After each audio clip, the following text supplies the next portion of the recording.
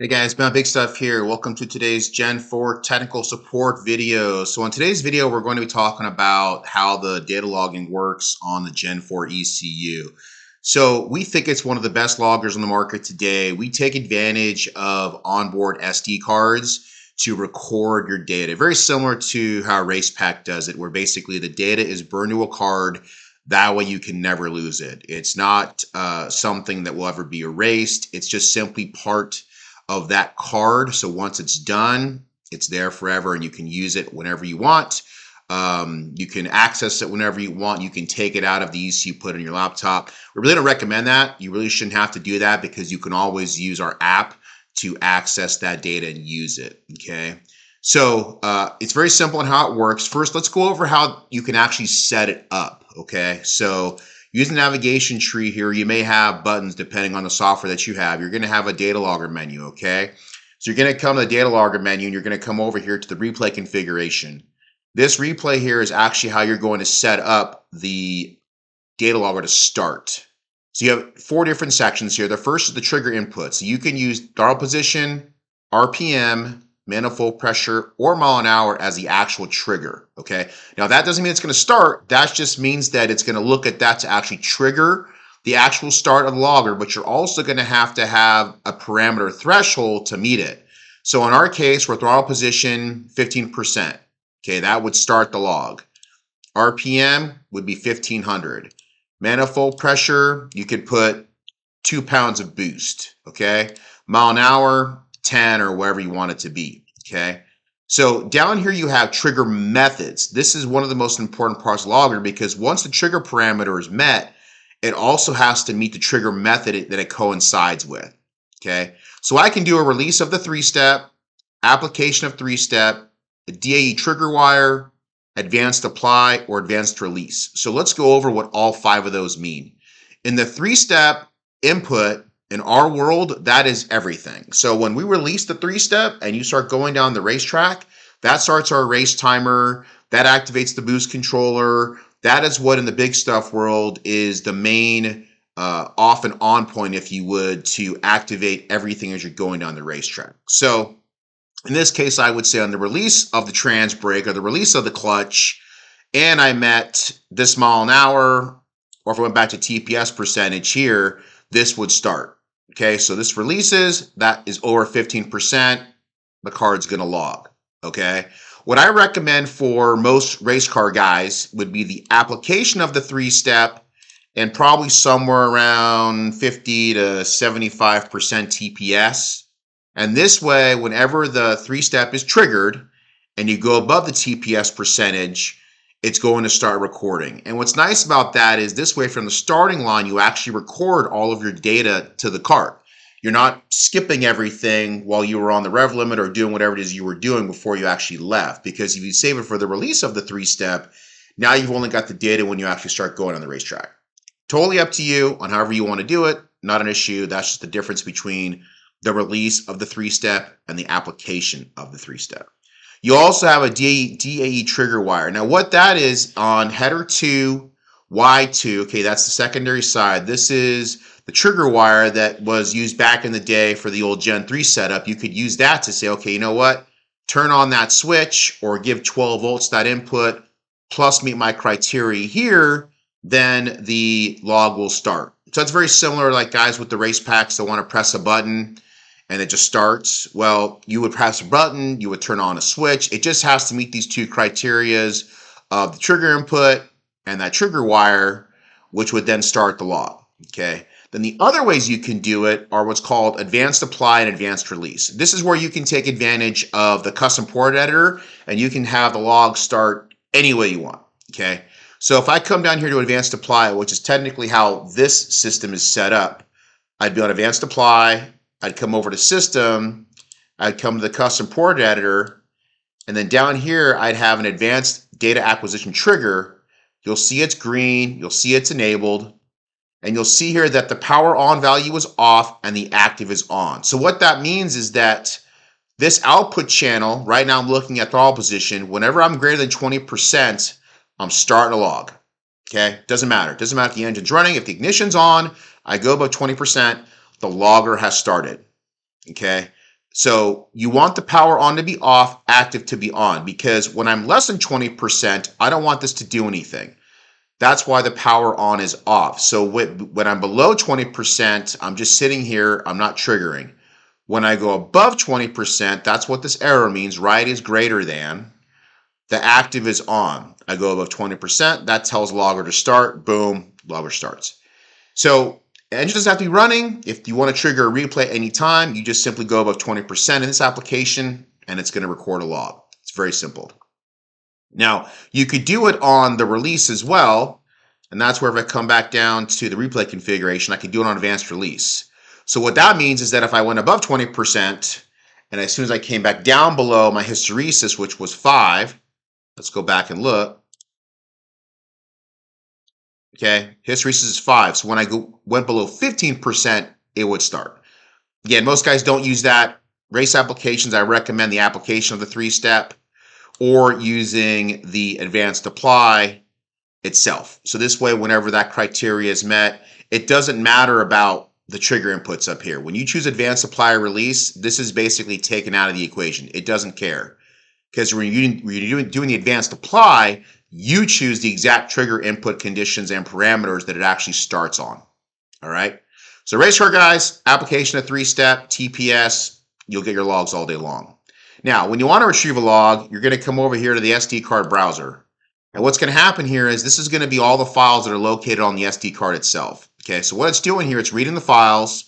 Depending on how many files you have, it could take a minute or so, but they'll come up pretty quick. This has a lot of files. This is a system that we're always working on, and we record 60-second logs at a time on this system.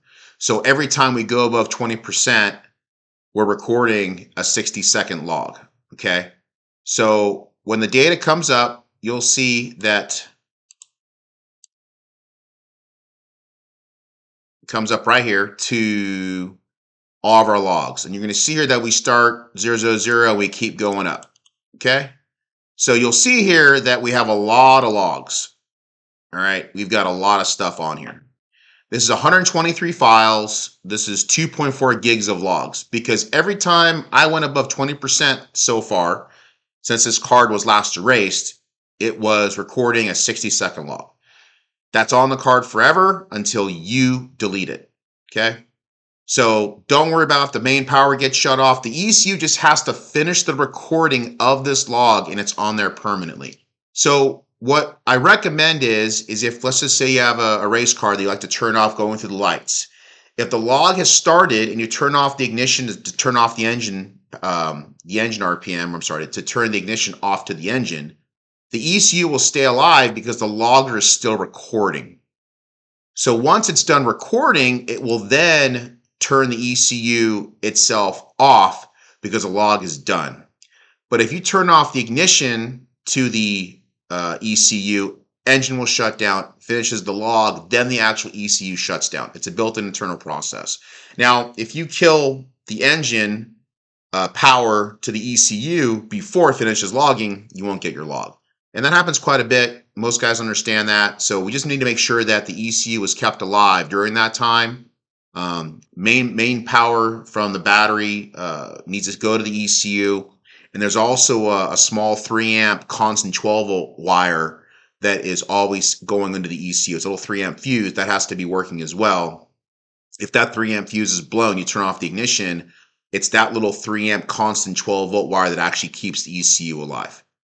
So don't worry about ever losing your data. It's all here. Anytime in this application, again, I go above 20%, I save it. You can see your 123 files, 2.4 gigs. This is a 32 gigabyte card, and it will just keep logging up to 32 gigabytes. We really don't recommend using that much data, especially for drag racing.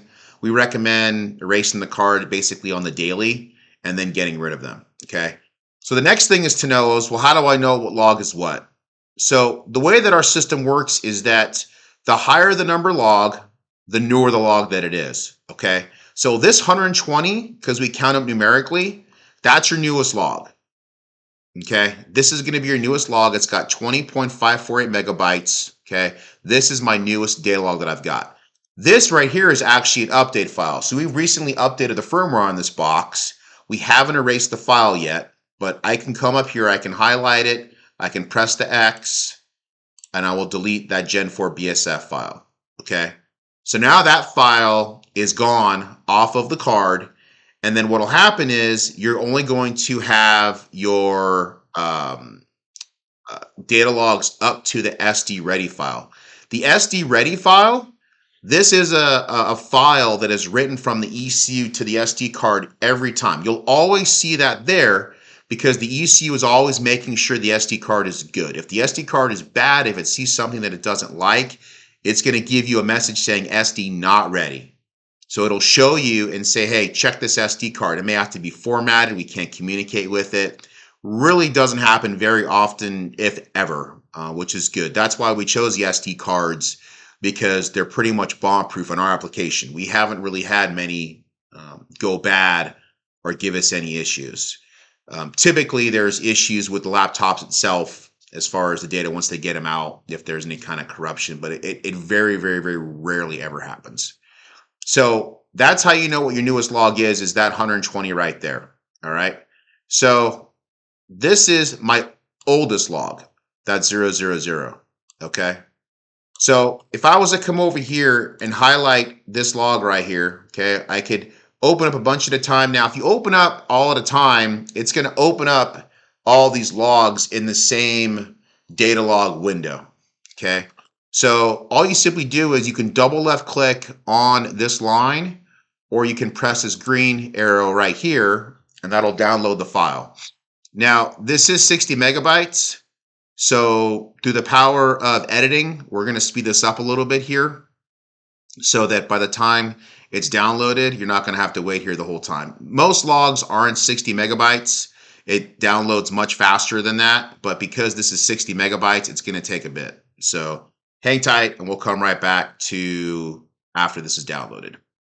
Okay, guys, so the file is now downloaded and you can now put a new name. The default name obviously is the Big DQ 120. So what I'll do is here, I'll just call this Gen4 example log 1. Okay, I've now put my new name in it. I'm going to hit OK. It's going to say, hey, do you want to view it? And I'm going to say yes. Okay, and there you go. So now this data log is available. It's open for editing. All the data points are here, fully configurable for however you want to play with them and use them. Obviously, you can see here we log a lot of data. Everything from all the O2 sensors, EGTs, air-fuel ratio sensors, everything is going to be right here. So again, the logger is great. This video is going to focus more on just getting the SD card configured, pulling the data out. But once you've got your data up in here, then you have all these nice tabs you can configure and set up as far as how you want your data to look, what you want displayed as far as your points. And then up here you have a settings icon. This is where you can go through everything inside your logger and actually configure it. But this video is just focusing on this here. So the last part we want to talk about is how do I erase all this stuff, or how do you erase logs on your card? So for deleting some of these files, or deleting all of them, it's very simple. You can just highlight a file. You can highlight a bank of them, and you simply just hit this red X. And when you hit the red X, it's going to say, are you sure you want to delete it? You just say yes, and then it'll delete that file, and then it'll come back. Okay? So very simple, very easy to use. Again, if you're a drag race guy, we recommend not having a million files on there. That way you don't get lost where you're at. But the highest number is the newest file on the logger. So if you have any questions, please reach out to our website at bigstufftpm.com. That's BIGSTUFFTPM.com. Send us an email, support@bigstufftpm.com. And check us out on our socials, Facebook, Instagram. Reach out to us if you have any questions at all. If you want to talk about becoming a dealer for us, we're always looking for new dealers. We're going to have some great new incentive programs coming up for our dealers. And we hope to talk to you soon. Thank you.